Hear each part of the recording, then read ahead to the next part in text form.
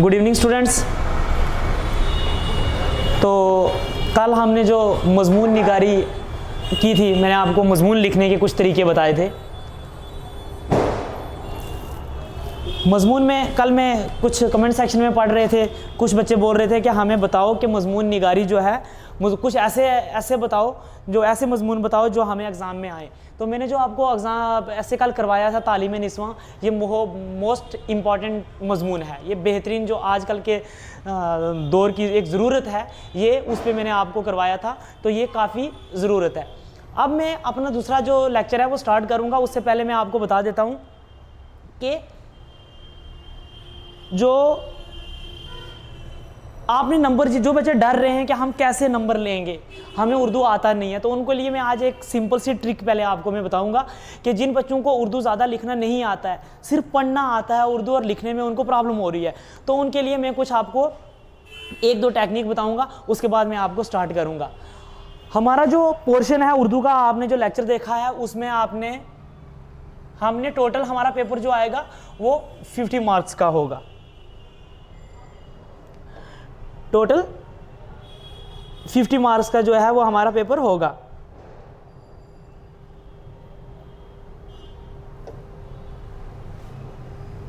Fifty marks में से हमने 2 सेक्शन करनी है। एक हमारा 30 मार्क्स का है, एक 20 मार्क्स का है। एक 30 मार्क्स का, एक 20 मार्क्स का है। अब हमारा जो 20 मार्क्स का रीडिंग पोर्शन है, रीडिंग सेक्शन जो हमारा है वो कितने मार्क्स का है? 20 मार्क्स का। अब मैं उनको ये बताऊंगा कि जो बच्चे ये सोचते हैं कि हमने नंबर कहाँ से लेने, हाँ उसमें डिस्कस क्या है, मैंने आपको सिलेबस जिस दिन मैंने डिस्कशन की थी उस दिन मैंने आपको बताया था, परसों की वीडियो मैंने आपको ये बताया था कि आपने क्या करना है कि 40% मार्क्स लेने हैं ओपन कैटेगरी में। ओपन कैटेगरी में कितने? 40% मार्क्स लेने हैं आपने ओवरऑल, और 33% नंबर लेने हैं आपने एक कंपोनेंट क्वालिफाई करने के लिए। यानी हमारे पास 2 कंपोनेंट है, एक रीडिंग सेक्शन है, एक राइटिंग सेक्शन है, यानी ऑब्जेक्टिव और सब्जेक्टिव। अब हमने 33% दोनों में से लेने हैं, ओवरऑल हमने लेने हैं 40%। वो 40 हम कैसे बनाएंगे?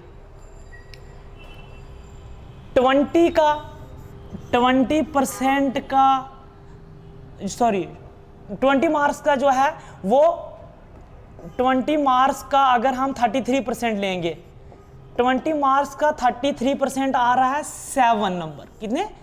7 नंबर लेने हैं हमने, किस में से? 20 में से।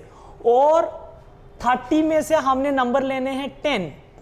कितने नंबर लेने हैं? ओवरऑल हमने लेने हैं कितने नंबर?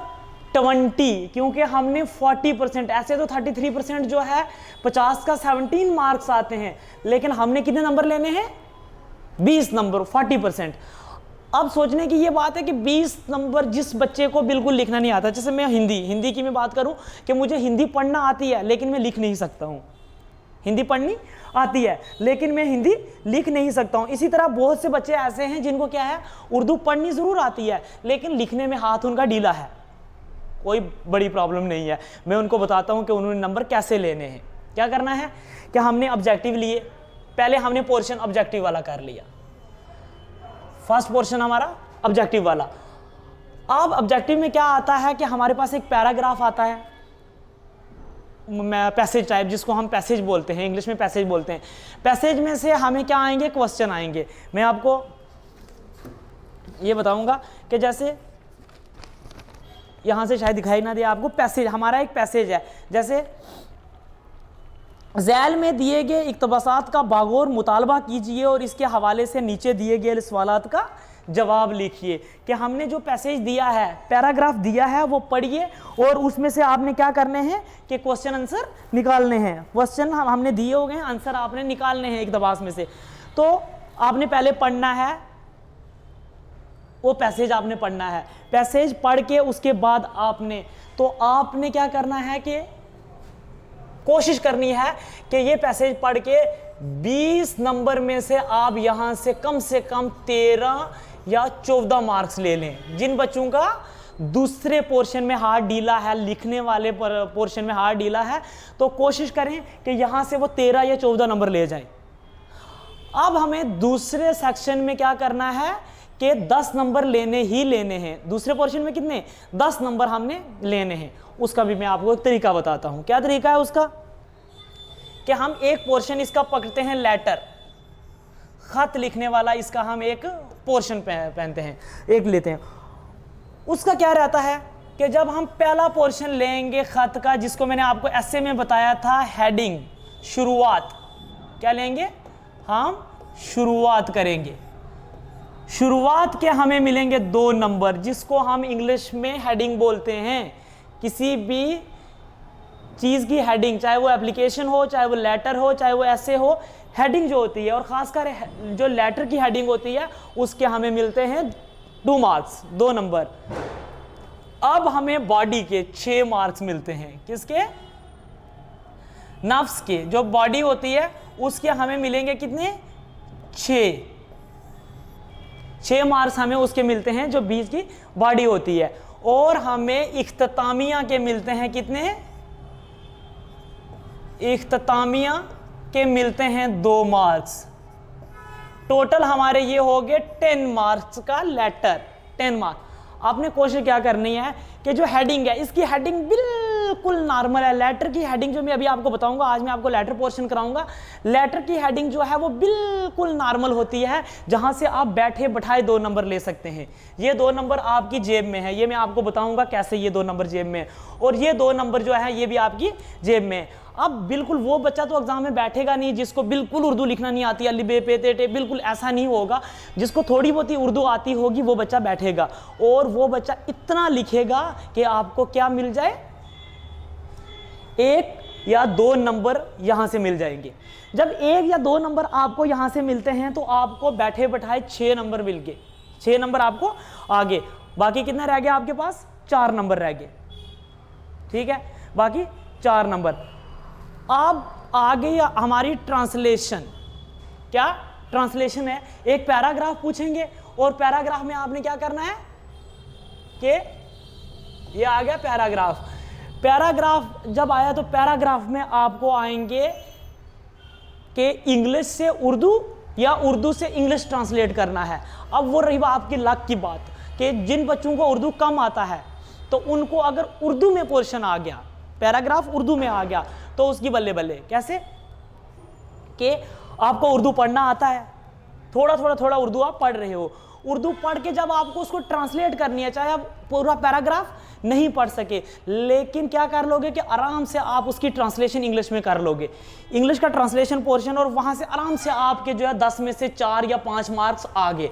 अगर इंग्लिश में अच्छी कमांड है तो आप 10 में से 10 नंबर ले सकते हो। लेकिन जिनको उर्दू थोड़ा कम पढ़ना आता है, जो लाइन पढ़ी उसकी ट्रांसलेशन कर दी, जो लाइन पढ़ी उसकी ट्रांसलेशन कर दी। तो हमने इस एग्जाम में से नंबर नहीं लेने हैं कि हमने 50 में से 40 नंबर लेंगे या 50 में से 38 नंबर लेंगे, कट पॉइंट होगा, ऐसा नहीं होगा। हमने ये एग्जाम सिर्फ क्वालिफाई करने के लिए देना है। हमने क्या करना है कि 50 में से 20 नंबर अपने दिमाग में रखने हैं कि हमने 20 से 21 नंबर लेने हैं, हमारा एग्जाम जो है वो क्वालिफाई हो गया। उसके बाद जो है हमें कोई लेना देना नहीं है कि इसमें से 50 में से किसी ने 48 नंबर लिए, किसी ने 49 नंबर लिए, मास्टर 48 नंबर ले गया और मेरे 21 नंबर है, ऐसा कुछ नहीं है। आपने क्या करना है कि 50 में से सिर्फ 20 नंबर अपने दिमाग में टारगेट रखना है। तो ये था, आज मैंने आपको बताया कि हमने नंबर कैसे लेने हैं, और फिर यहाँ से 2 नंबर जो है ऐसे भी आप ले लोगे। क्या करोगे? ऐसे में से भी 2 नंबर आराम से ले लोगे।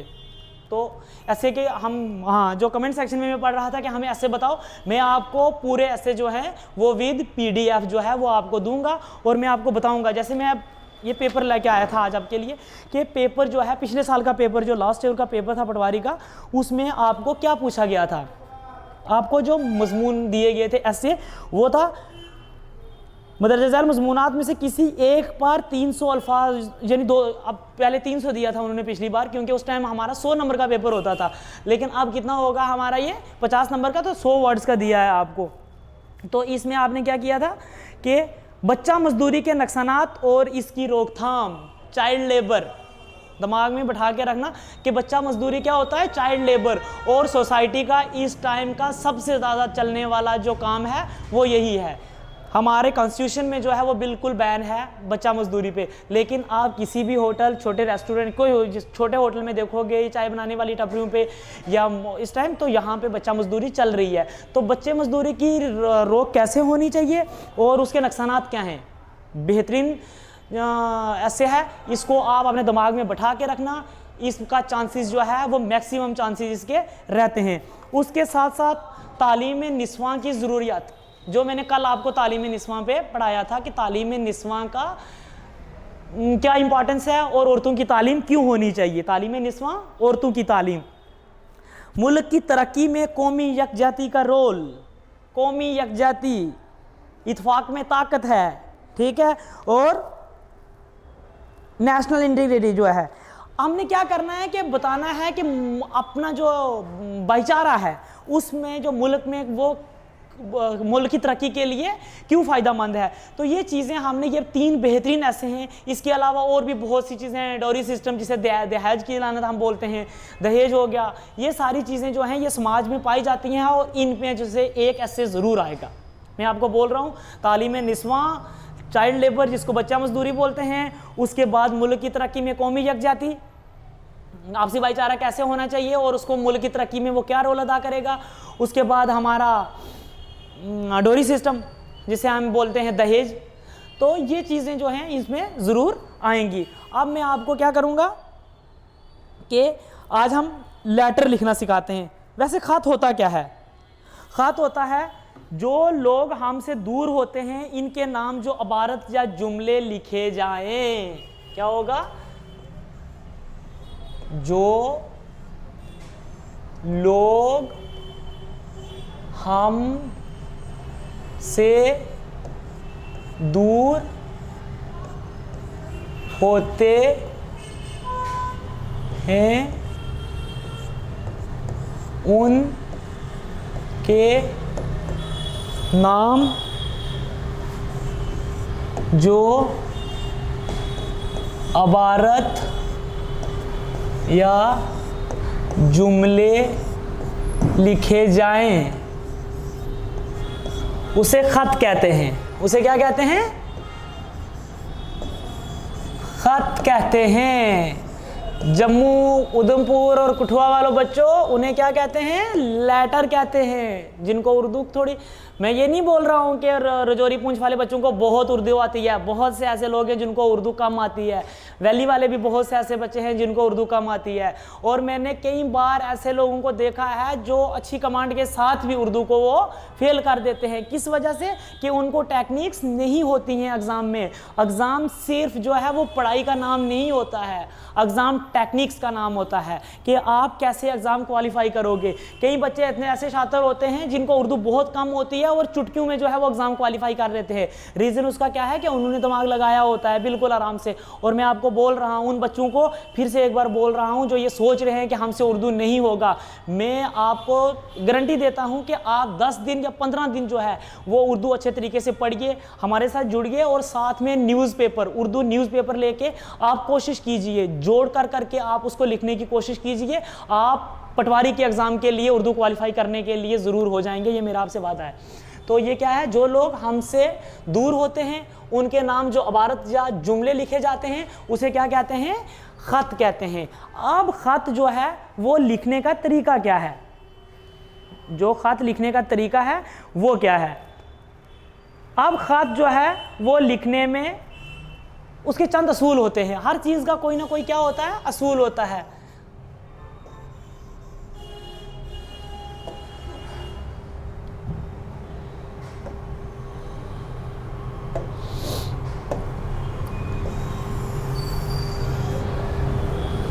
खत लिखने के जो है वो कुछ असूल होते हैं। तो वो असूल क्या हैं?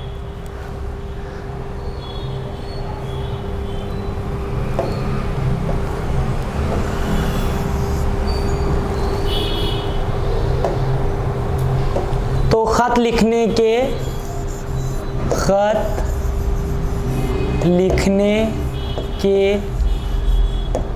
चंद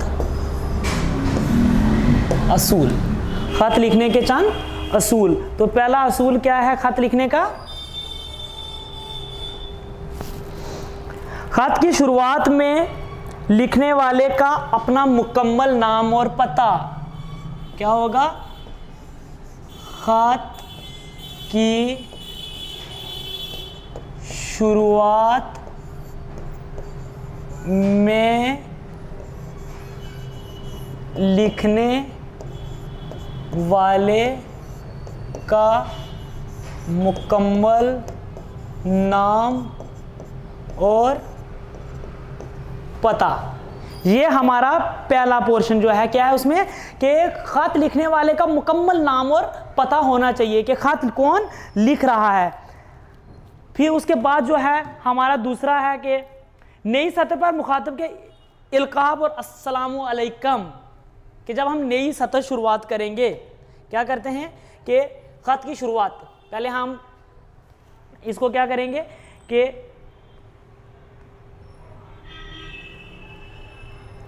जैसे हम ले लेते हैं कि हम कहाँ के रहने वाले हैं,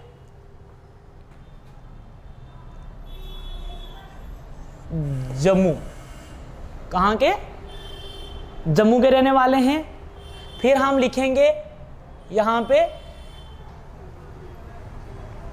डेट 2 अप्रैल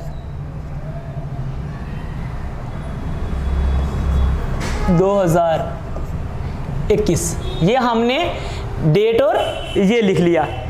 इसके बाद हमने क्या लिखना है कि किसके नाम हम खत लिख रहे हैं, किसके नाम हम खत लिख रहे हैं। तो हम यहां लिखेंगे प्यारे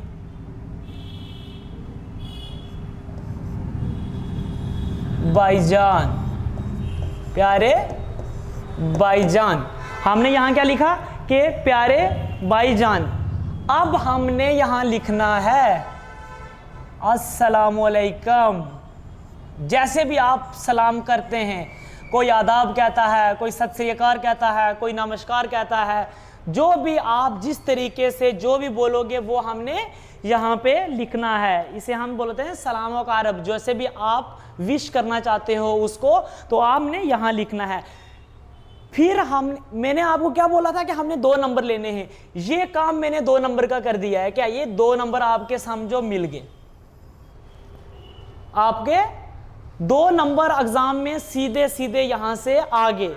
अब आपको चाहिए 8 नंबर और क्वालिफाई करने के लिए। बच्चों सुन लो, कितने? 8 नंबर चाहिए आपको एग्जाम क्वालिफाई करने के लिए। इतना लिख दिया, 2 नंबर का काम आपने ये वाला। इसके बाद हम क्या लिखेंगे कि यहां पे हेडिंग लिखेंगे प्यारे भाईजान,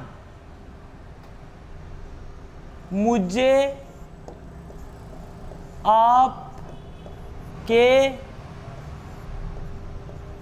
प्रिंसिपल साहेब का खत मिला जिस में उन्होंने बताया कि आप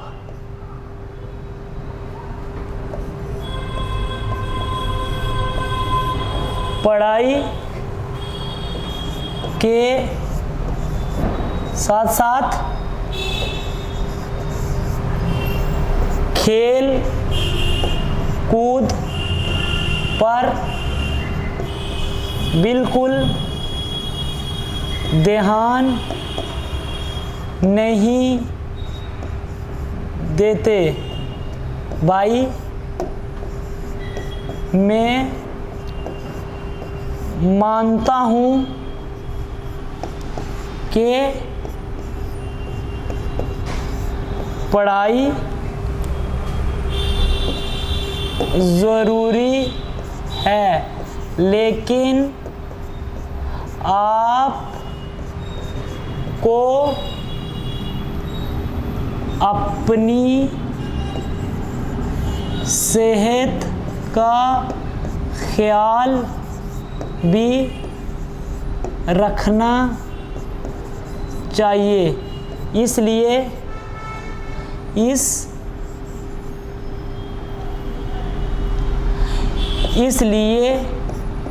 आपको पढ़ाई के साथ साथ खेल कूद पर भी तवज्जो देनी चाहिए। ये हमने इतना लिख दिया कि हमें आपको क्या करना चाहिए, खेल कूद के साथ साथ पढ़ाई पे भी ध्यान देना चाहिए। ये हमने यहाँ तक लिख लिया। इसके बाद हम क्या करेंगे कि इस खत को अगर आपने पैराग्राफ में लिखना है तो लिख सकते हैं, नहीं तो खत आप इतना बहुत है। अब हमने इसको ख़त्म करना है। कैसे कि मैं इसी के साथ यहाँ पे सब खैरियत से हैं, दुआ करता हूँ वहाँ पे खैरियत है, यह हमने हेडिंग में लिखना है यहाँ पे। तो जब हेडिंग में लिखेंगे आप इतना अगर लिख लेते हो कि मैं यहाँ पे खैरियत से हूँ, आपकी भी खैरियत चाहता हूँ, ये आपको पढ़ाई के साथ साथ, तो ये 6 नंबर का है। इसमें से एग्जामिनर अगर आप कुछ गलत भी लिखते हो तब भी एग्जामिनर इसमें से 1 या 2 नंबर तो आपको देगा ना। तो इसका हमने लास्ट में क्या लिखता है, यहाँ पे जहाँ पे आपका प्यारा भाई, आपका छोटा भाई अलिफ बे जीम। ठीक है, ये अलिफ बे जीम का मतलब कि जो भी आप लिख रहे हो लेटर, मैं लिख रहा हूँ तो मैं अपना नाम लिख दूंगा, आपका छोटा भाई अजमल अब्बास, आप लिखोगे तो आप अपना अपना नाम लिखोगे। तो ये हमारा जो है खतूत निगारी, जिसे हम बोलते हैं ख़त लिखने का तरीका। तो ये ख़त हम आज के ख़त के क्या है कि कोई भी आप ख़त लिख दोगे कि गवर्नर साहब के नाम में ख़त लिख दो कि हमें जो है वो स्कॉलरशिप नहीं मिल रहा है, अच्छा जी हमें एडमिशन लेने में प्रॉब्लम हो रही है। कोई ऐसे खतूत जो हैं वो आ सकते हैं। म्यूनसिपलिटी के नाम आप लेटर लिख रहे हो कि हमारे मोहल्ले में जो है वो गंदगी है तो प्लीज़ इस पर तवज्जो दी जाए। प्राइम मिनिस्टर साहब के नाम आप खत लिख सकते हो। तो जहाँ पे भी आप नाम लिखोगे वो ऐसे पहले अपना पता लिखना है, उसके बाद आपने बीच में लेटर में ये लिखना है और उसके बाद में ये है। वो एप्लीकेशन जोन्स होते हैं ज़्यादा, वो जो हैं वो आप एप्लीकेशन लिखोगे कि हमने वो है। लेकिन अगर ख़त लिखना है तो ख़त का ये पैटर्न है। तो आई होप कि खतूत निगारी का जो है वो आपके दिमाग में अच्छे तरीके से कंसेप्ट आ गया होगा और अभी हम इस पे और काम करेंगे। ये नहीं कि मैं आपको एक लेटर एक ऐसे जो है वो करा के जो है ख़त्म कर दूंगा, ऐसा नहीं होगा। अब हमने इकट्ठे रह के ये एग्ज़ाम जो है वो क्वालिफाई करना है और आपको करवाना है, ये मेरा प्रॉमिस है। लेकिन मैं फिर आपको यही बोल रहा हूँ कि आपने क्या करना है कि घर बैठे बैठाए, ठंड का माहौल है, आराम से आपने हीटर लगाना है।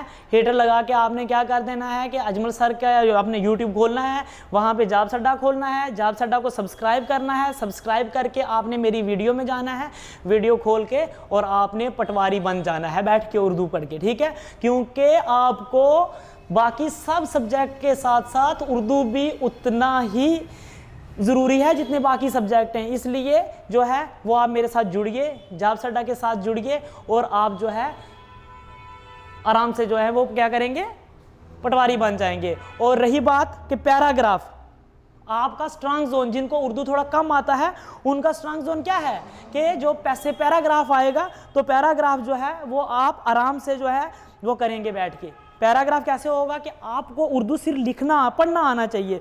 अगर आपको उर्दू पढ़ना आ गई तो समझो वहां से आप 5 नंबर नहीं बल्कि वहां से आप जो है वो आराम से 10 नंबर, 10 नहीं 8 या 7 नंबर जो है वो आराम से लेंगे आप, ठीक है ना।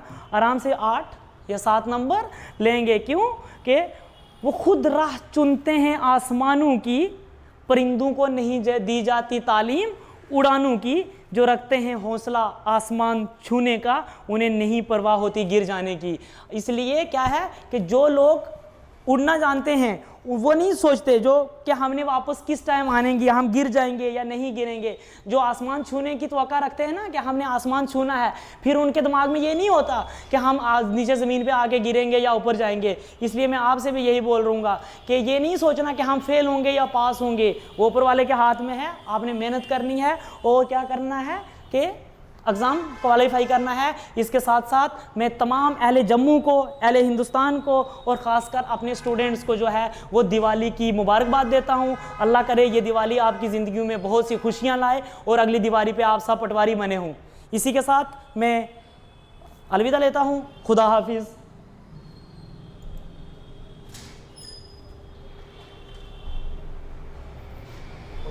हो गया।